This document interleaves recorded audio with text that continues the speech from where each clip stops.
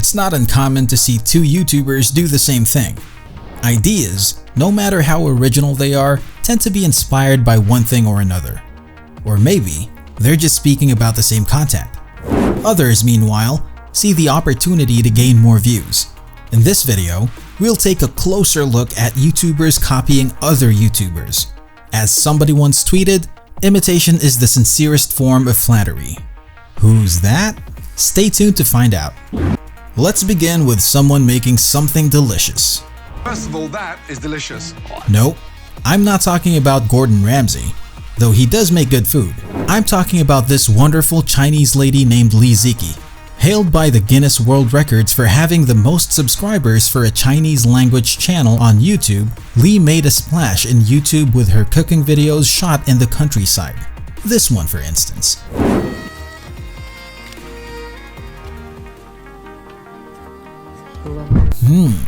Smells delicious, doesn't it? Li Ziki, can I have some please? Other than the oh so appetizing food, the backdrop seems to be a wonderful place to live in. I haven't seen anything like it. Or have I? Well, I have. There's this Vietnamese YouTuber who has published videos similar to Li, under the channel Bep Tren Din Doi. It means kitchen on the hill in English. Thank goodness there's Google Translate. Anyway, when I said similar, I meant it. They have identical hairstyles. Their clothing looks so similar. Their videos share a similar format, starting with the harvest, food preparation, cooking, and ending with the cooked food. Both videos involve a puppy and a grandma. Heck, even the framing of the videos is similar, albeit mirrored.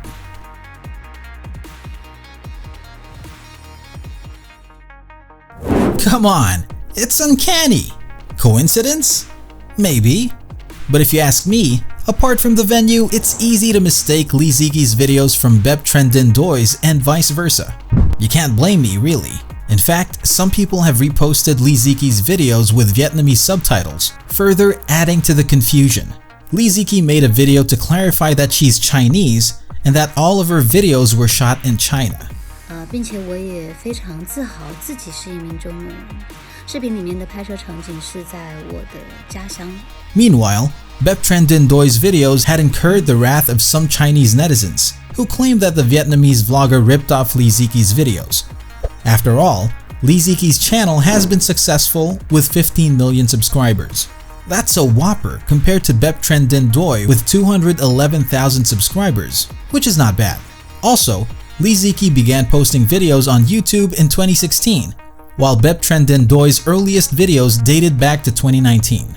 The question is, did the Vietnamese vlogger rip off the Chinese YouTube sensation? Maybe, though we can only speculate for now.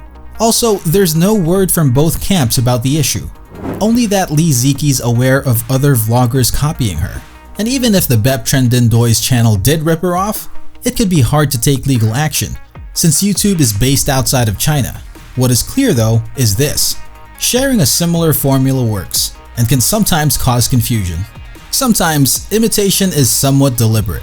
In 2015, Jack Films, a YouTuber known for his comedy antics, launched his series Yesterday I Asked You. I'll pick my favorites in the next episode of Yai. Or Yai for short. It's a Q&A of some sort. He'd ask his fans a question, and then he picks his favorite answers. 2 years later, Pewdiepie took a page from Jack Films and started Last Week I Asked You, or Luai for short. It shares the same premise as Yai, which is actually a pretty good idea, since it increases interaction with their fans. However, Jack Films received a huge backlash from Pewdiepie fans, claiming that Jack Films copied Pewdiepie. What? Bro, what are you talking about, man? Take note, Jack Films launched Yai 2 years earlier than PewDiePie's Luai. 2 years! The situation became a meme, which PewDiePie embraced with open arms. Jack's Films has been copying me and my show for literally weeks now, and Both he and Jack Films did clarify the situation though. I think it's super cool that the #1 most subscribed YouTuber in the world is doing a parody of my stupid little Yai series. though clearly all his videos were uploaded way before mine. You can just check the dates. It's not that hard to investigate, but However, PewDiePie fans kept on harassing and harassing and harassing him. It became so toxic to the point Jack Films shared his frustration via Twitter. Thankfully, PewDiePie took notice. He apologized to Jack Films about the situation and took down the videos where he was making fun of the situation. In fairness, both were pretty cool. Eventually, other YouTubers launched their own series inspired by Yai, such as Davey504's Jacksepticeye and ManJTV's Pie. Heck, even their titles and opening soundtracks are pretty similar to Yai.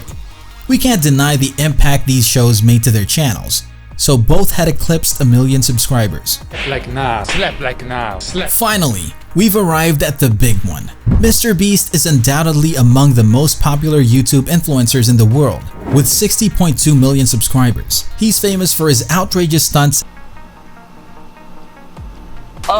and his ridiculously generous giveaways. Whatever is in this cart when this timer hits 1 minute, I will pay for it. Unsurprisingly, MrBeast's antics inspired a lot of YouTubers to do challenges similar to him. For instance is Tiana, whose last to leave the slime pool video has earned her more than 4 million views. You like slime, you make slime videos all the time. Another one is Carter Scherer, whose last to leave roof video netted him over 15.2 million views. Liz is literally fishing off the roof of the house for a piece of duct tape she was able to hook. Both of these videos, MrBeast did first. Apparently, somebody seems to have taken the inspiration thing one step further.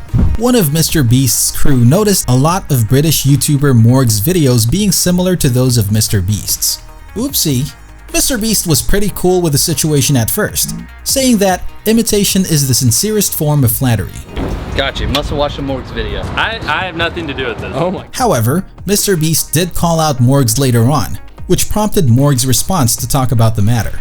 And so, MrBeast did, pointing out that first, Morg's top video was a copy of his Last to Leave series. Second, a VR guy inspired him, and lastly, he did it first. Yes, Morg's retorted, questioning the claim that his video was a copy and MrBeast's video was simply inspired by someone else. MrBeast had no response after that.